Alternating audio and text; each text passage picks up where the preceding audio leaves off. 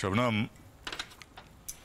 আজকে রাতটা কিন্তু তুমি গোটাটাই পাচ্ছ ভাবার জন্য, একটু ভেবে নিও ভালো করে। ভাবনা চিন্তা করা হয়ে গেছে ইকবাল মামা, ভাবা হয়েছে বলে এখানে এসেছি। শবনম, যশ জানে? রঞ্জা পিসি, ঘটনাটা আমার। এখানে যশদার কথা কেন আসছে? না, তবুও এত বড় একটা ঘটনা। আমার জীবনে অনেক বড় একটা ঘটনায় যশদা জড়িয়েছিল বলে যে আমার জীবনের সব বড় ঘটনার সঙ্গে যশদা জড়াবে তার তো কোনো মানে নেই রঞ্জা পিসি। কিন্তু গোপন করে রাখারও তো কিছু নেই। গোপন করে তো রাখছি না। যখন সবাই জানবে, যখন পেপারে লেখালেখি হবে, তখন যশদা জানবে। এটাও কিন্তু লেখা হতে পারে তুই উদ্যোগী হয়ে তোর বাবাকে ধরিয়ে দিয়েছিস। হ্যাঁ, লেখা হলে হবে। সারা পৃথিবীর লোক তোর দিকে কিন্তু অন্য চোখে তাকাবে। সারা পৃথিবীর লোক আমার দিকে কি চোখে তাকালো তাতে আমার কিছু যায় আসে না রঞ্জা পিসি, কিন্তু আমি নিজের দিকে কিভাবে তাকাচ্ছি সেটা আমার কাছে খুব বড় ব্যাপার। আমি নিজের দিকে ঠিক করে তাকাতে পারবো তো রঞ্জা পিসি? সব মেয়েই তো চায় তাদের আব্বু তার জীবনে রোল মডেল হোক। আমার তো সেরকম কখনো হয়নি, কিন্তু আমিও হাল ছাড়িনি। জানো তো, আমিও চাই আমার আব্বু আমার স্বপ্ন পূরণ করুক, আমার আব্বু আমার স্বপ্নের শরিক হোক। তোমরা আমাকে একটু হেল্প করো না ইকবাল মামা, প্লিজ রঞ্জা পিসি। আমরা কাল যাচ্ছি, একসঙ্গে যাবো তাহলে, কেমন? থ্যাংক ইউ ইকবাল মামা। হ্যাঁ, না, তোমাকে থ্যাংক ইউ বলে উদ্ধত আমার নেই, তবুও বললাম। আজ তাহলে আসি। শবনম, আরেকবার ভালো করে ভেবে দেখিস কিন্তু। বললাম যে অনেকবার। আমার ভাবা শেষ হয়ে গেছে। ভাবা শেষ হয়ে গেছে বলেই তো আমি অফিসারের কাছে গিয়েছিলাম। আমার না খুব তাড়া, জানো তো। আসলে আমিও খুব তাড়াতাড়ি আমার আব্বুকে কাছে পেতে চাই, আমার মনের মতো করে, আমার আব্বু হিসেবে। আমি চাই পৃথিবীর সকলে যেন আমার আব্বুকে দেখে বলুক, এরকম আব্বু যেন সব মেয়ে পায়।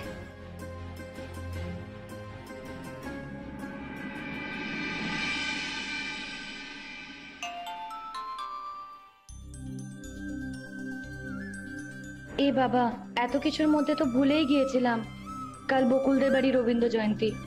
একবার না গেলে তো নয় ওখানে।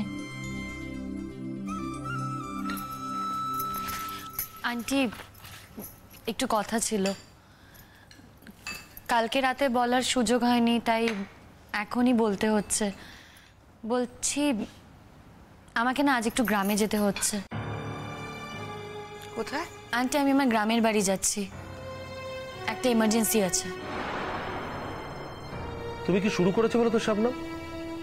তুমি আমাদের বাড়িতে থাকবে, খাবে, পড়বে, আমরা তোমাকে শেল্টার দিয়েছি, আর তোমার যখন যা ইচ্ছে হবে সেটাই তুমি করবে। হঠাৎ তুমি গ্রামে চলে যাচ্ছ যে? আজই আমার কতগুলো বন্ধু বান্ধবকে সন্ধ্যেবেলা আসতে বলেছিলাম। আপনি তো আবার সকাল থেকে থাকেন না বাড়িতে, সেই জন্যই আমার বন্ধুদেরকে সন্ধ্যেবেলা ডেকেছিলাম। হয়ে গেল। মহাদি, তোমার বন্ধু বান্ধব আসবে, আমি এতে কি করব? ওরে বাবা, তুমি কি করবে তুমি জানো না? তুমি কেন আছো এ বাড়িতে? রান্না বান্না করতে হবে, তাই তো? কিন্তু পরাগদা, মহাদি তো আমাকে আগে থেকে বলেনি যে মহাদি বন্ধু বান্ধব আসবে। আর তোমাদের বাড়িতে যে কাজ করে সেও তো ছুটি টুটি নেয়, তো সে যখন কামাই করে ছুটি নেয় তখন তাকে তোমরা বকাঝকা করলেও খুব একটা বেশি তার উপর তোমরা রাগ করো না, এবং সে যদি বলে ছুটি নেয় তাহলে তো তার উপর রাগই করো না। তাহলে আমার বেলা এরকম আলাদা নিয়ম কেন, একটু বলবে প্লিজ? আজ তুমি যেতে পারবে না, মহুয়া ওর বন্ধুদের ডেকে ফেলেছে, তুমি পরে যাবে, কেমন? আন্টি, আমি তো বললাম আমার গ্রামে যাওয়াটা খুব দরকার, আর মহাদি তো আমাকে জিজ্ঞেস করে তার বন্ধুদের ডাকেনি, তাই আমার নিয়ে এতে কোনো দায় নেই আন্টি, আমাকে গ্রামে যেতেই হবে। এখন সমস্ত বন্ধু বান্ধবকে বলা হয়ে গেছে। এখন উনি সকালবেলা বলছেন যে উনি এখন নাকি গ্রামে চলে যাচ্ছেন। চমৎকার। শোনো ফুলকাকে, এই সমস্তটা হচ্ছে ওর চাল। ঠিকই তো বলেছো, তা নয় তো কি। সত্য। এই যে যশ, তুমি জানো আজ গ্রামে চলে যাচ্ছে?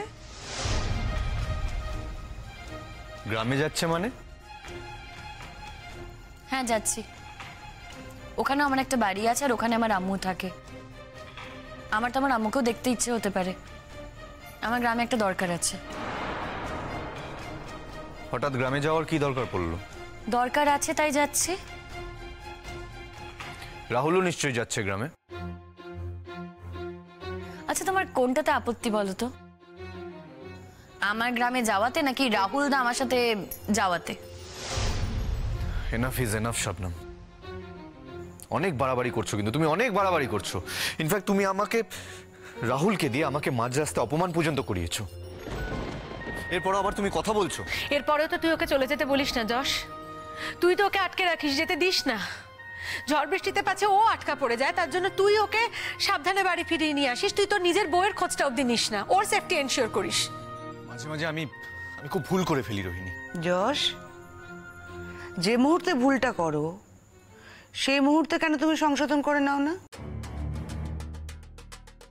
আন্টি আমি এখন না বেরোলে আমার পৌঁছাতে দেরি হয়ে যাবে। আমাদের বাড়িতে থাকতে গেলে তোমাকে আমি আজকে কিছুতেই গ্রামে যেতে দেবো না শবনম। আর যদি তোমাকে গ্রামে যেতেই হয় তাহলে এই বাড়ির সাথে তোমার যা সম্পর্ক আছে সবকিছু চুকিয়ে তোমাকে যেতে হবে। বলছো? হ্যাঁ বলছি। তোমার তো কোনো অসুবিধা হওয়ার কথা নয় শাবনাম। রাহুলের বাড়ি আছে তো। কি ফুলকা, কি শবনমের এখন কি আর সেই দিন আছে? ঠিক বলেছো পরাগদা, আমার আর সেই দিন নেই। সত্যি আমার এখানে থাকার অনেক জায়গা আছে। এর আগেই জায়গাটা ঠিক হয়ে গেছিল, শুধু আমি যেতে পারিনি কারণ আমি জজদার পারমিশন পাইনি বলে। এখন যখন জজদা কথাটা বলেই দিল তাহলে তো ব্যাস আর কোনো অসুবিধাই রইল না। কি অসুবিধে রইলো না? কি অসুবিধে রইলো না? হ্যাঁ, এখন গিয়ে তুমি ওই রাহুলের বাড়িতে থাকবে, তাই তো? এটাই সবার সামনে বড় মুখ করে বলছো তুমি। এতে তোমার অসুবিধাটা কোথায় হচ্ছে জজদা? আমি না সত্যি বুঝতে পারছি না। তুমি কি আমার গার্জেন বলো? তুমি তো আমার গার্জেন নয়, তাহলে আমাকে এইভাবে শাসন কেন করছো? কই তুমি তো রোহিণীদের সাথে এইভাবে কথা বলো না। এখানে আমার আব্বুও থাকে না, আম্মুও থাকে না। এখানে আমার গার্জেন বলে কেউ নেই। তাই তোমার না আমার স্থগিত গার্জেন হওয়ার কোনো দরকার নেই। শবনম, কেন? কি খারাপ কথা বলেছে আমি বুঝতে পারছি না জজদা। তুমি যখন তখন আমার উপর চিৎকার করবে, খারাপ কথা বলবে, অন্যায় কথা বলবে, আর আমি সবকিছু মুখ বুজে সহ্য করব। আমি কিছু বলতে গেলেই তুমি চিৎকার করবে। এটা হতে পারে না জজদা, সবকিছু না একটা লিমিট থাকে। এতে দেখছি চোরের মায়ের বড় গলা। তুমি অন্যায় করেছো, তার উপর যশের মুখের উপর কথা বলছো, চিৎকার করছো তুমি। কি অন্যায় করেছে আমি পরাগদা? একটা এমার্জেন্সি কারণে আমি আমার গ্রামের বাড়ি যেতে চাইছি। মিথ্যা কথা, মিথ্যা কথা। তুমি কোনো গ্রামের বাড়িতে যাচ্ছ না আজকে। তুমি ওই রাহুলের সাথে অন্য কোথাও যাচ্ছ, তাই না? যাক, তুই এদিকে আয়। জাহান্নামে যাকো, তোর কিসের প্রবলেম? কেন যেতে দিচ্ছিস না ওকে? না, ওকে যেতে দেবো না। আমার মুখ ছোট করতে পারে না রোহিণী। ওকে আমি কলকাতায় পড়ার ব্যবস্থা করে দিয়েছি, ওকে আমি শেল্টার দিয়েছি কলকাতায়। জজদা একটু ভুল বলছো। তুমি আমাকে কলকাতায় শেল্টার দাওনি। আমি কিন্তু আগেও কলকাতায় আসতাম, কলকাতায় পড়াশোনা করতাম। কলকাতা পথটা কিন্তু আমি নিজেই চিনেছি। আশা করি তোমার মনে আছে যে তোমার সঙ্গে যখন আমার আলাপ হয়েছিল তখন আমি 3rd ইয়ারে পড়ি, আর এখন আমার 4th ইয়ার। হ্যাঁ, তুমি আমাকে তোমার বাড়িতে আশ্রয় দিয়েছো, সে কথা ঠিক। কিন্তু এটা ঠিক নয় যে কলকাতা শহর আমাকে তুমি চিনিয়েছো। আর জজদা, তুমি আমাকে বাড়িতে থাকতে দিয়েছো, কিন্তু কেন তোমার বাড়িতে থাকতে দিচ্ছ তার পেছনে একটা কারণ আছে। যদি বা সেই কারণটা তুমি জীবনেও কাউকে বলতে পারবে না। কারণ? কি কারণ আছে যশ? কি কারণ আছে? ও কি বলছে সব? কি কারণ আছে বল, বল, উত্তর দে। কি কারণ আছে? ও কি বলছে? যশ, যশ, এই অশান্তি আমার আর ভালো লাগছে না। তুমি বাড়ি চলে যাও, তুমি ওকে যেতে দাও। যশ, কোন কাজে লাগে ও? কোনো পারপাসে তো আমাদের সার্ভ হচ্ছে না। যশ, তুমি ওকে যে কারণে নিয়ে আসো না কেন, আমরা ওকে কিন্তু কাজের লোকই ভাবি। ও এ বাড়িতে কি করে কি নিজের ইচ্ছে মতো চলে, সকালবেলা বেরিয়ে যায়, রাত্রিবেলা ফেরে। আন্টি, আমার মনে আমি অনেকটাই করি। আমি এই বাড়ি থেকে তোমাদের কাছ থেকে যা পেয়েছি তার অর্ধেকটা আমি শোধ করে দেওয়ার চেষ্টা করি। যদিও বা একটা জীবনে মানুষ তো আর সবকিছু শোধ করতে পারে না। এই শোনো, তুমি আমাদের কি শোধ করলে কি শোধ করলে না তাতে না আই এম লিস্ট বদার্ড। আমরা কেউ ইন্টারেস্টেড নই। তুমি এখানে কেন পড়ে রয়েছো কি ভাবো আমরা বুঝি না? তোমার নিজস্ব ইন্টারেস্ট থেকে তুমি এখানে পড়ে রয়েছো শবনম, সেটা বাড়ির প্রত্যেকটা মানুষ জানে, কারণ প্রত্যেকের মাথাতেই না বুদ্ধি আছে। যশকে তুমি ঘাট ধরে প্রতিজ্ঞাটা করিয়ে নিয়েছিলে যে যশ তোমাকে প্রোটেক্ট করবে, যশ তোমাকে এ বাড়িতে থাকতে দেবে, শেল্টার দেবে, এ বাড়ি থেকে তোমাকে কোথাও যেতে দেবে না। আর যশ তো বোকা, চিরকালের বোকা। কোনো একটা দুর্বল মুহূর্তেও রাজি হয়ে গেছিল। এখন সেই দুর্বলতাটাকে তুমি এক্সপ্লয়েট করে চলেছো, দিনের পর দিন এক্সপ্লয়েট করে চলেছো। যশ তো আফটার অল ভদ্র ছেলে, তাই আজ অব্দি কোনো অবস্থাতেই ও মুখ ফুটে কিন্তু কথাটা স্বীকার করতে পারেনি। আমি একটা জিনিস কিছুতেই বুঝতে পারছি না যশ, এত কিছু হয়ে যাওয়ার পর তুই শবনমকে এ বাড়ি থেকে যেতে দিচ্ছিস না কেন? না যশ, দেখো তুমি তোর মাকে কথা দিয়েছিলে, তাই তুমি সেই কথার খেলাপ করতে পারো না, তাই তো? তা তুমি কথাটা কাকে নিয়ে দিয়েছিলে? না, যাকে নিয়ে তুমি কথা দিয়েছিলে তাকে নিয়ে কাউকে কথা দেয়া যায় যশ? হ্যাঁ, তুমিই বলো। আরে বাবা, ও যেরকম ওর মাও তো সেরকম। মায়ের ট্রেনিং না থাকলে মেয়ে এরকম হয় নাকি? ওর মা সুবিধাবাদী। খবরদার মহুয়াদি, খবরদার, একদম আমার আম্মুকে টেনে কথা বলবে না। কদিন দেখেছো তুমি আমার আম্মুকে যে তুমি আমার আম্মুকে সুবিধাবাদী বলছো? কি সুবিধা নিয়েছে আমার আম্মু? আমার আম্মু তো কোনো সুবিধা নেয়নি। আমার আম্মু কি একবারও জজদাকে বলেছে যে যাও আমার মেয়েকে দেখে রাখো? উল্টে জজদা মহান হওয়ার জন্য আমার আম্মুকে গিয়ে বলেছে যে আপনার মেয়ে আমার দায়িত্বে থাকবে। মহান হওয়ার জন্য বলেছিলাম? আমি মহান হওয়ার জন্য কথাটা বলেছিলাম? দেখ দেখ যশ, তোকে কি বলছে দেখ। এরপরেও যদি তোর সম্মানে না লাগে তাহলে ও এনজয় করে গো, ও এনজয় করে, ওর গা সহ হয়ে গেছে। শবনমের কাছে এই কথাগুলো লিটারালি এখন এনজয় করে। তাকাচ্ছিস কি তুই? হ্যাঁ, ভুল বললাম আমি কথাটা? তাই যদি না হবে যশ, তাহলে তুই অত ঝড় বৃষ্টির রাতে ওকে নিজের সঙ্গে করে আনতে যাস কি করে? ওর মাকে কথা দিয়েছিলি বলে। ওর মাকে কথা দিয়েছিলি না রে যে তুই ওর খোঁজ খবর রাখবি, ওর খেয়াল রাখবি, ওকে প্রোটেক্ট করবি। আমার বাবা মাকেও তো কথা দিয়েছিলি যশ, আমার বাবা মাকেও তো কথা দিয়েছিলি, হাজারটা লোকের সামনে মন্ত্র পড়ে কথা দিয়েছিলি তো তাদের একমাত্র মেয়েকে তুই যত্নে রাখবি, আগলে রাখবি। আমি আমি আমি বলছি তো আমার অনেক ভুল করেছি, আমি অনেক ভুল করেছি। সেই ভুলগুলোর আমি সংশোধন করতে চাই, সত্যি সংশোধন করতে চাই। তার জন্য আমার তোর হেল্পের দরকার। শবনম, আমি কিন্তু তোমাকে বলেছি, আমি তোমাকে মুক্তি দিয়ে দিয়েছি, এবার তুমি তোমার পথে চলতে পারো। শুনেছি জজদা, আমি তো গ্রামেই চলে যেতে চাইছি, কিন্তু এর জন্য তোমার বাড়ির লোক হঠাৎ আমাকে আটকাচ্ছে কেন? কেন আবার?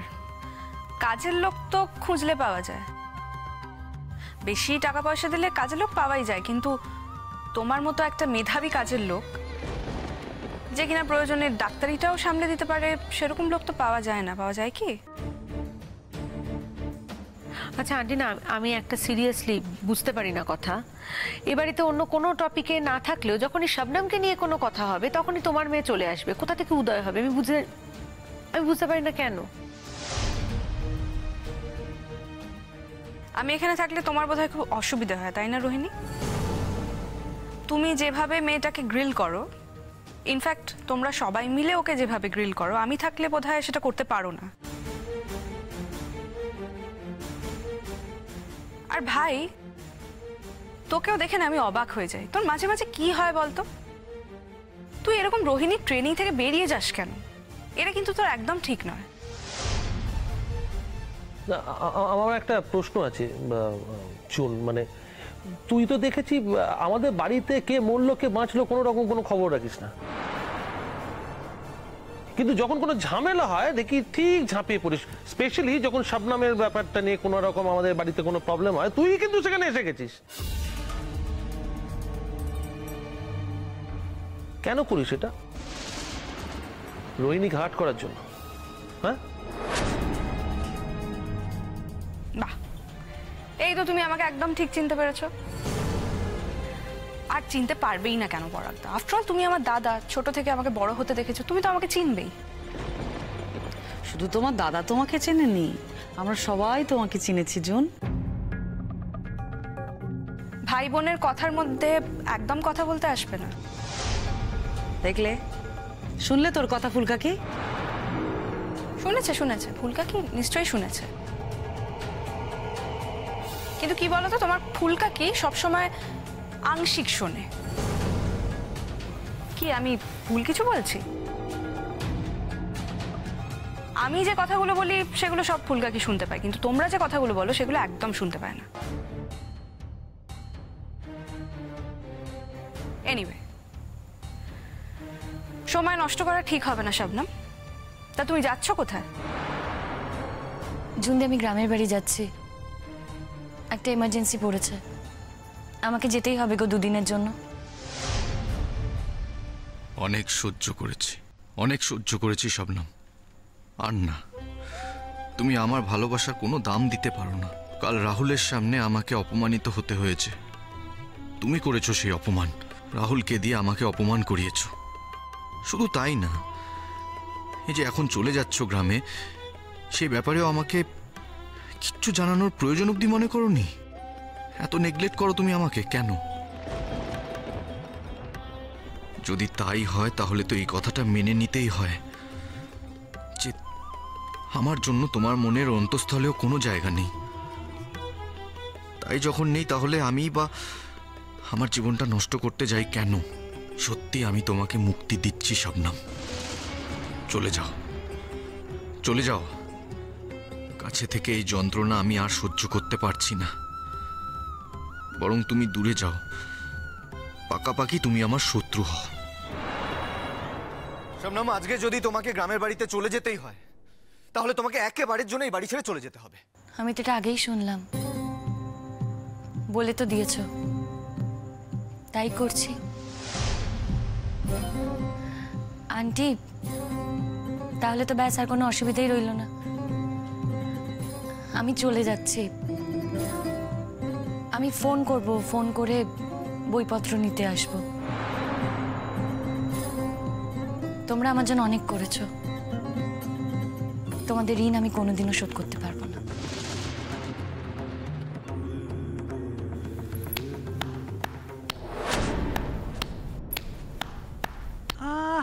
জুন, এটা কোনো নাটকের স্টেজ নয় গো। আমি জানি এটা নাটকের স্টেজ নয়, কিন্তু তোমরা যে নাটকের স্টেজকেও হার মানাও সেটা কি বুঝতে পারছো? শবনম, এতদিনে তুমি একটা ঠিক ডিসিশন নিয়েছো, যদিও আমার মনে হয় তোমার ডিসিশনটা অনেক আগেই নেওয়া উচিত ছিল।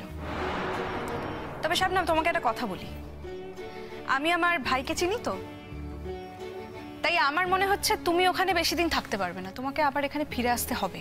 জাস্ট ভাবো একবার কিভাবে যশকে ইনস্টিগেট করছে তখন থেকে। মানে এ বাবা, আমি একা ইনস্টিগেট করছি নাকি? তুমিও তো উল্টো দিক থেকে ইনস্টিগেট করছো, তাহলেই তো ব্যাপারটা কাটাকুটি হয়ে যায়। Shabnam, all the best. তুমি ভালো থেকো, আর কোথায় থাকছো আমাকে নিশ্চয়ই জানিও, আমি তোমার সঙ্গে যোগাযোগ রাখবো। তুমি তো যোগাযোগ করবে এই জুট, তুমি তো ঘর শত্রু বিভীষণ। দেখ পরাগ, একটা দিক থেকে নিশ্চিন্ত, ওই মেয়ে এই বাড়িতে আর আসবে না। উফ, ভাব। যশ, এটা পরিষ্কার তো? হ্যাঁ, পরিষ্কার পরিষ্কার। আমি একদিন এই মেয়েটার দায়িত্ব নিয়েছিলাম, যার জন্য আমার জীবনে অনেক বিপর্যয় এসেছে। আজকে আমি সেই দায়িত্ব থেকে অব্যাহতি নিলাম। রোহিণীকে আর কোনো টেনশন দেবো না, আমি আর কোনো টেনশন দেবো না তোকে। শবনমের মতন একটা মেয়ের জন্য রোহিণীর সাথে আর কোনো রকম অশান্তি করবো না, রোহিণীকে আর কষ্ট দেবো না আমি।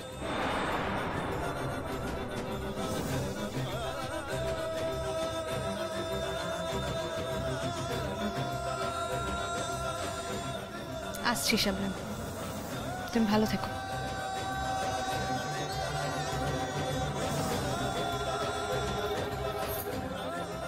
শোনো, কথাগুলো শুনলে তো কি বললো? শুনেছি। প্লিজ অক্ষরে অক্ষরে পালন করো, প্লিজ। তুমি গ্রাম থেকে এসে আমাকে বলবে, আমি তোমাকে জানিয়ে দেবো তোমাকে কবে এসে বই খাতাপত্রগুলো নিয়ে যেতে হবে। দুম করে চলে এসো না, মানে বুঝতেই তো পারছো এ বাড়িতে দুম করে ঢুকে পড়ার অধিকারটা তোমার আর রইলো না। বুঝেছি, তুমি চিন্তা করো না, তুমি ফোন করলে তবে আমি এই বাড়িতে আসবো। ফুলকাকি পা দুটো দাও, প্রণাম করবে। বিরক্ত করো না প্লিজ।